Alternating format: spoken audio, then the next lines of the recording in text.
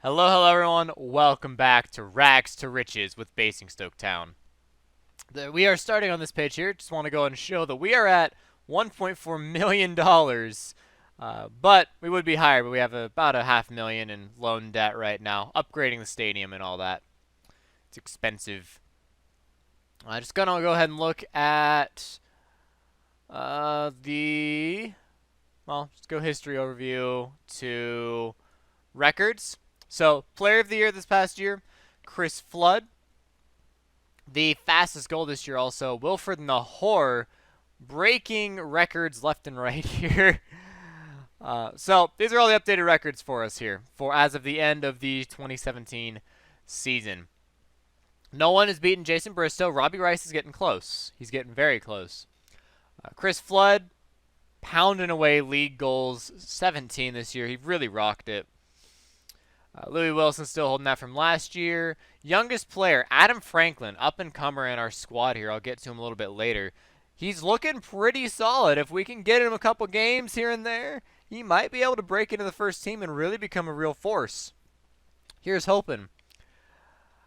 With Josh Barrett, if you're playing this game with me, pick up Josh Barrett. Absolutely. He is very, very good. Very good. So, let's go ahead and look over the squad. These are just the general records we can see here. Go ahead and jump over the squad here. So these are the current players that are at the club, and this is subject to change.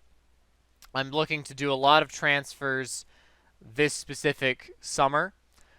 We have a lot of money. You guys saw that from last episode. We have a lot of money that we're just sitting on. I'm looking to maybe cycle some of these players out and bring in some more quality players, get our star ratings a little bit higher. One of those players in particular we're getting rid of is Daniel Akinwunmi. He really just kind of failed, ultimately. He really just kind of failed. Big signing, though, Ollie Lee. If you can grab Ollie Lee, holy crap, grab him. Can we look at his career stats real quick? Okay, so this is less impressive now, but in his first two matches, he had player of the match twice. In his first two matches, his debut in the second match, player of the match. On top of that, he's just been consistent. He's been awesome. And if you can grab him in the Vanarama National, grab him. He is so, so good. Liam Vermora made a nice recovery from his injury. Getting us up to 25 appearances for 13 goals. Now, it's not a great ratio, but when you look at the rest of our strikers, look at 37 for 10 or 38 for 14. Yeah, not great. So Liam Vermorum definitely taking us home with the goals here. And Chris Flood, again, being the person we just cannot leave out of the squad. Chris Flood rocking 52 appearances and 19 goals. A lot of those scored from set pieces. He's very good at his free kicks, and it shows. But overall, of course, this being a team game, a lot of our goals are just kind of spread out haphazardly across whoever happens to get them. Now, Michael Chambers, really impressive. A defender getting 6 goals in a season. Very, very well done. And Nahor actually got the goal of the season for our team. The fans picked that his goal was the goal of the season. And it was basically right outside the box. He fired it in diagonally and hit just the top corner of the net. It was just beautiful. Okay. Let's go and jump to tactics real quick. Show you our star ratings. Actually, jump Ollie Lee in there. So these are our current star ratings. Not terrible. We could be better. We definitely could be better. Josh Barrett jumps it up a little bit. Charlie Allen's not bad. But for the most part, this is what we've had for star ratings for most of the season. You know, we're averaging 3 stars, about, which is not bad. That's a solid team, and we've really shown ourselves to be solid, which is great. Our set pieces haven't changed. Player instructions haven't changed. Captains hasn't changed. Nothing has changed from tactics-wise. I haven't changed anything because what we have works, and it works really well. Finances-wise, go ahead and ignore that. Finances don't have anything to do with it. That's what I remember. I remember what we were going to do. So, our old chairman, he retired. He was 67. He retired and sold the team. Because of this, we now have a new chairman and a new director. So instead of one person, we now have two. And they came in, they invested $750,000 into the club and jumped our budget, our cash reserves, up to $1.8 million. It was just insane. Absolutely great that they came in and did that. And as soon as they did that, they went ahead and said, we'll go ahead and keep you. They had a person in mind they wanted to bring in to replace me, but they feared the fans would just absolutely hate the new board if they got rid of me. I have the fans backing right now, and they said, all right, fine, we'll let you go ahead and keep your job. We're not going to replace you. And that's like, that was awesome.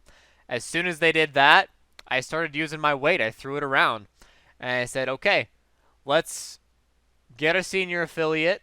I'm really pushing for a new senior affiliate. I want the money. And let's improve our training facilities again. We desperately need to get better training facilities if we want to actually get our players to be any better or to not decline. We need to have better training facilities.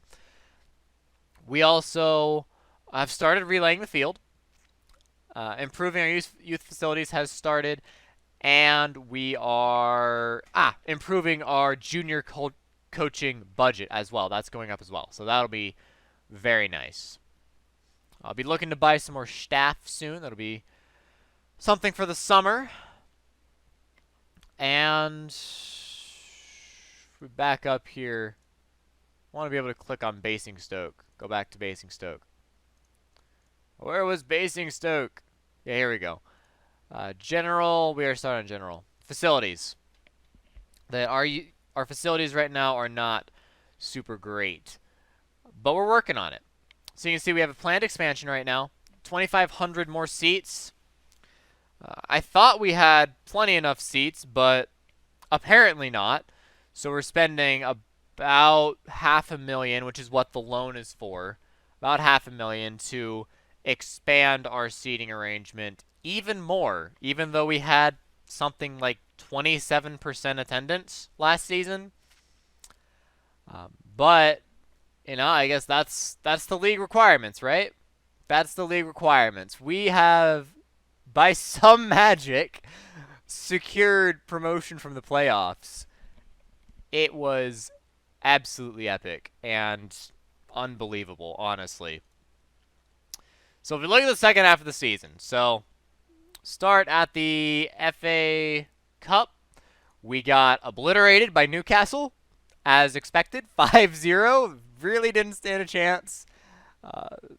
But, I mean, we got a lot of money from that match. We really got a lot of money from that match. It was nice. And in the second half of the season, we really stopped keeping up with the Tranmere. The first half, we did a pretty good job of keeping up with the Tranmere. But in the second half, we really, after that Newcastle game, we really just started to lose some games. Lost a lot of away games, actually, looking at it now. We lost a lot of away games, but, I mean, I guess that's to be expected for the most part. We were able to have a solid couple wins here in a row right before the playoffs happened. And actually, this Grimsby match, this loss did not hurt our league position at all because everyone else that was in the playoff position also lost their match, which was hilarious. So we lost, and I'm like, oh, crap, we're going to fall down to fourth because the points are all super tight. And no, everybody else lost. Eastleigh lost, Chester lost, Forest Green lost.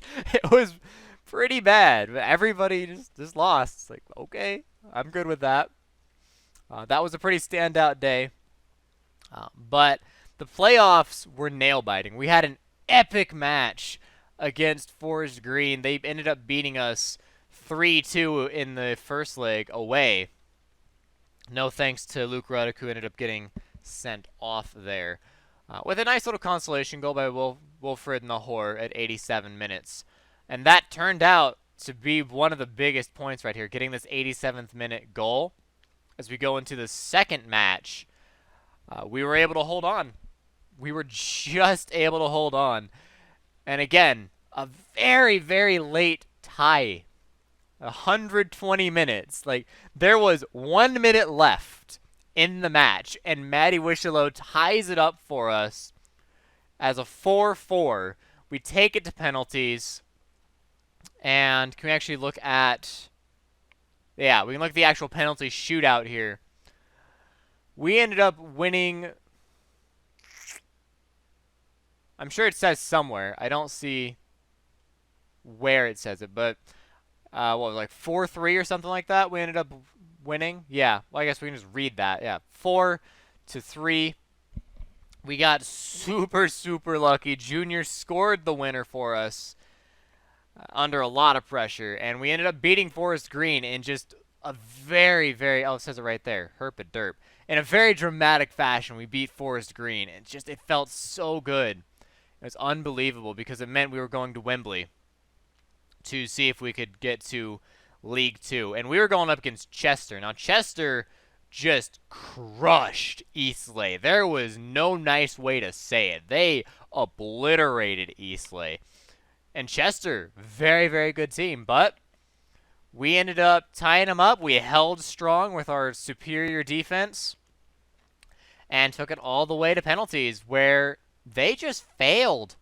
They honestly just failed so horribly in penalties. They scored twice and let two stop. And then we just let every single one. We just got in the net. Lee went first. Flood did well. Nahor did well. And then Rice, our best penalty taker, just put it away cleanly. Not even a close one. This Chester just failed completely when it came to actually taking the penalties. That being said, they did very well. And on another day, I bet Chester probably would have beaten us. I feel like they're the stronger team, honestly. We did not deserve to go up. Chester's a stronger team. But we beat them that day, and that's what counts. And I reinforce that with the fact that if you look at the actual league stats here, Chester's sitting on a pretty 38 goal difference, with Eastleigh sitting on a 36. And they just crushed Eastleigh. It wasn't even a match. 3-0. They just obliterated Eastleigh. But you look at our actual stats. We have the 5th best defense and the 5th best offense, which sits us in a nice little second place here. And it ultimately held on. It held on. I would say Chester has a better offense, and I think they have a better defense as well. But not that day. Not in front of Wembley. We're pretty bad on yellow cards. That's nothing new. Really bad on the yellow cards. And we got a lot of red cards. Luke Ruddick, Charlie Higgins, and Charlie Allen all got a red card. It was not good. Very much so not good. But Mark Ethelson counting for a huge amount of the yellow cards. And Charlie Allen. Those two right there. Probably about a third of our yellow cards come from those two players right there. Michael Chambers gets quite a few as well. But that's just in the nature of the roles they play. And I'm ultimately okay with that. You know, that's why our defense is good, is because they play so abrasively, and it works. Assists, Matty Wischelo giving Chris Flood for his run for his money, but Chris Flood still wins out with the top goal scorer. Josh Barrett being a great overall player, as Ollie Lee was not included in that. Ollie Lee actually ended up being a better player overall, better than Josh Barrett, but he didn't play enough games to be compared to Josh Barrett, which is a little sad. I'm looking to hold on to Josh Barrett for the next season. Player of the match goes to Chris Flood, and actually for the entire league, Chris Flood tied for first for overall player of the match as well. So, really, I don't know what we'd do without him. Let's go and run through the leagues real quick. Let's jump down to the South. Actually, the FA Cup and stuff is below us. We'll start at the FA Trophy. So FA Trophy goes to Bromley this season. We went out in the semifinals to Ebbsfleet. Excuse me, to Ebbsfleet. And Bromley just barely scraped it past FC Halifax. But they won it, so congratulations to them. The John Stones Paint Trophy. I was going to say the FA Cup. No, the John Stones Paint Trophy goes to Blackpool, beating out Southend this year. Congratulations to Blackpool. Community Shield went to Arsenal, beating out Manchester City. Capital One Cup goes to Manchester United, beating out Manchester City. Boy, that's got to suck to be a Manchester City fan. The FA Cup goes to Liverpool. Congratulations to Liverpool, beating out Manchester United. Very well done. I believe it said it was their first win since 2006. I believe that is for the FA Cup, so awesome. Now we jump into the league. So, South. Gosport goes up, as well as Ebbsfleet. Wow, Ebbsfleet just dominating the league. Congratulations, Ebbsfleet. And Gosport, they were second place last season? Is that right? No? I feel like, Gosport was the team that was supposed to do really well that did miserably. That's right. So they recovered quite nicely, and they're going up with Ebbsfleet. Good luck to Gosport. Teams that usually go up in the playoffs instead of outright winning the league tend to have a bit of a more difficult time surviving in the league above. So good luck to Gosport. Ebbsfleet, you absolutely deserve it. We'll see what happens. Kingstonian going down, Farnborough and Bath. Unfortunate for Bath, as they were pretty close. It was between Bath and Bishop Stortford, but ultimately Bath just failed. And they're going down. In the north, Altrincham, I guess. I don't know how to say that. And Lowestoft going up. Wow, Lowestoft. Season preview? 12th. Wow. Congratulations to Lowestoft. Holy cow. They squeezed it out. They barely got first place, but you know what? That's all it takes. That is all it takes. I don't know if either of those teams will be able to survive next season, but they'll try. Kettering losing out on goal difference. That's gotta hurt. Same points as Chorley, but losing out on goal difference. Unfortunate. Brackley and Buxton also going down. VNL, the league we were in. We went through beating up Chester in a pretty remarkable way. And you guys already saw the league. Solihull Moors going down. Guiseley and Stockport also going down. And then Walking losing out to Oxford City, who managed to stay up on goal difference. Once again, goal difference being the winner. And Southport at the same points, goal difference. A tight-fought race here, 18th to 21st, to see who gets that 21st position. And it turns out to be Walking on goal difference. That's rough. But that is the way it goes. As for the actual playoff position, goes all the way down to 5th. It was a foregone conclusion a couple matches before the end of the season. It really was no biggie for Forest Green to squeak in there. And honestly, the three of us, 84, 84, 85. Like, oh my goodness. Very, very close. Tranmere rocking it with 99 points. Honestly, they're going to wreck face next season. They did so well. They really did. League 2, Oldham going up. Also, Cambridge, Portsmouth, and Yeovil. Congrats to them. AFC Wimbledon not quite making it. Our link with them was terminated anyways. The board did not like that link, and I agree. It wasn't very productive. Barnet and Crawley going down. Again, a hard-fought race with Crawley, with Newport County, Exeter, and Wrexham. But ultimately, Crawley just not able to pull through there. And Barnet way behind. So, I'm happy to see Portsmouth going back up, honestly. They're a bit of a tragedy of a team, so I'm happy to see them going back up. Actually, Grimsby's also a tragedy of a team. You should look at Grimsby if you're interested. They're also a team who has fallen from grace, just like Portsmouth, although they have fallen further than Portsmouth has. League One, Brentford going up, as well as Luton and Barnsley. Wow. Okay. I actually got Ollie Leaf from Luton, so that works out well for us. Swindon Town, only in 11th. They did all right. Burton and Fleetwood, they're doing pretty well too. Now, those are teams that are really fighting for that position, and so, good luck. They're doing well. Port Vale going down handily, and really hard fought here. Bury, Scunthorpe, Oxford, Southend, Blackpool. Very hard fought, but ultimately Bury, Scunthorpe, and Oxford going down. They will be teams we will be facing, and teams whose players I will be looking to buy out from under them as they will be unhappy. Always look at the relegation teams for unhappy players you can snatch up. It's really nice. That's how we keep getting good players. Youth players from Premiership sides and unhappy players from relegated sides. Very, very useful. Honestly, it's surprising Brentford went up. But, congrats, they fought hard for it. They made it.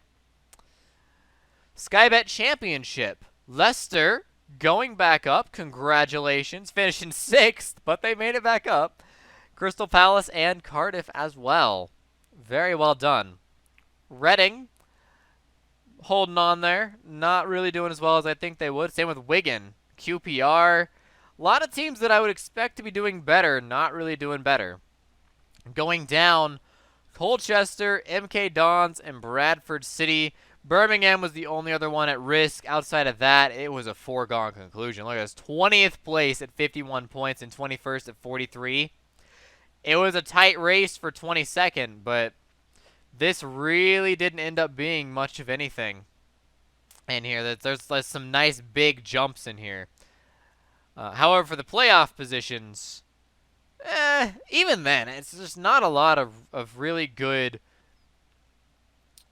I guess, no close points is how it should be. There really weren't any close points.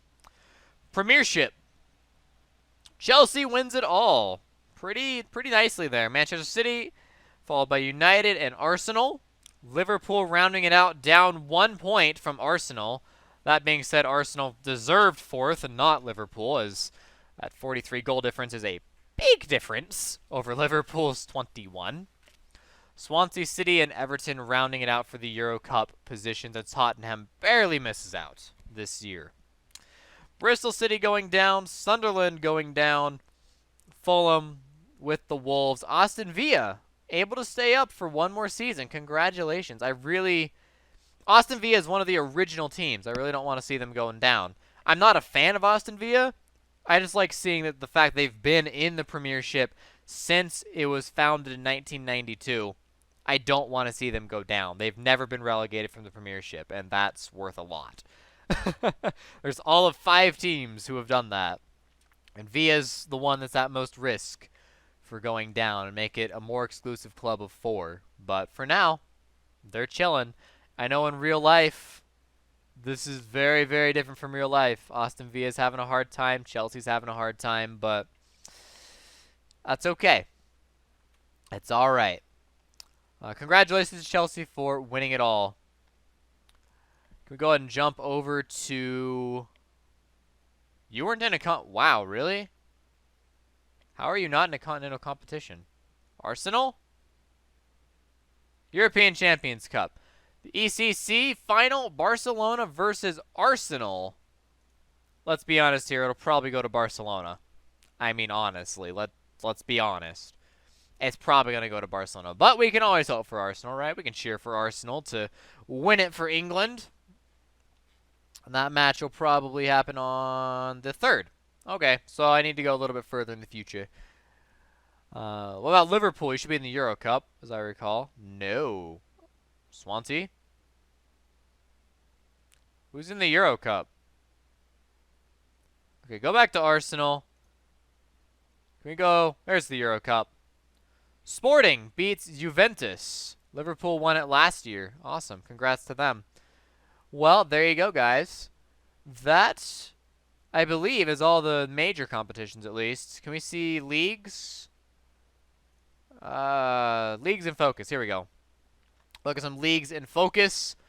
The BBVA, Real Madrid takes that title. The German First Division, doesn't really matter. Serie A, Juventus takes that one. League One, Paris Saint-Germain running away with that. Mexican First Division closing stage. Looks like it goes to Pumas. Congratulations. And Ladbrokes Premiership relegation playoff. Boy.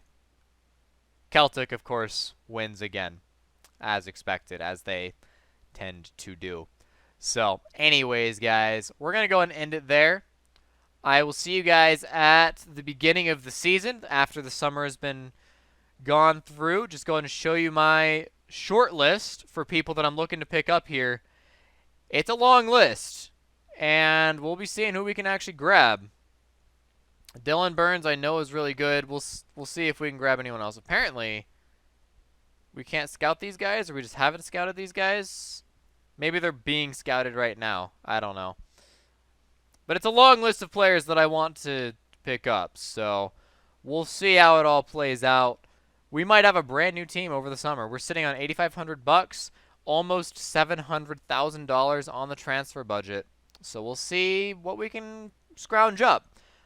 A lot of these players are not going to be around next season. A lot of these non-contract players, now that we are a professional team, we're a professional club, these non-contract players are not necessarily going to be around anymore. So we'll see what happens. We'll do a lot of contract renegotiations, and I will see you guys next time at the beginning of the season, which will be probably in August again. So I'll see you guys there. If you liked the video, give it a like, subscribe, and share with your friends. Best thing to do for the channel. And as always, thank you for watching. And once again, I will see you guys at the beginning of the season. DFTBA.